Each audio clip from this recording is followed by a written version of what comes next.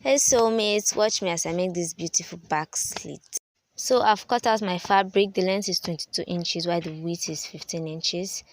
I added sample lace at the front. Yes.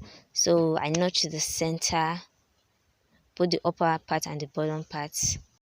I'll sew the right side to each other. So I place the center, the notched part, to the center of the dress. Then you pin.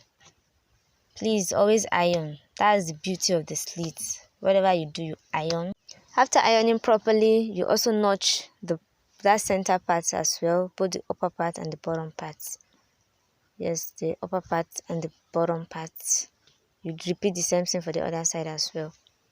So after notching, you take one part of the notched part. You know, it's already ironed, so it will guide you. And you place it on the center. Yes, on the center of the fabric, and you iron properly. You repeat the same thing for the second side as well. Like so. You make sure it's aligning exactly on the center, then you pin. You repeat the same thing for the bottom part as well. So this is how it's going to look like. Then you iron properly. Then this is it. You can decide to leave yours like this, but I want to add more plates to mine. So I'm going to notch those two parts and repeat the same process for the bottom part. Then I'll start making my pleat as well. That notched part should align with the center part, directly on the center. Then you pin.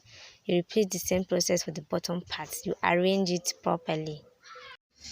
So you keep arranging, you keep pinning, you iron, make sure everything is aligning properly. You repeat the same process for the upper part and the bottom part.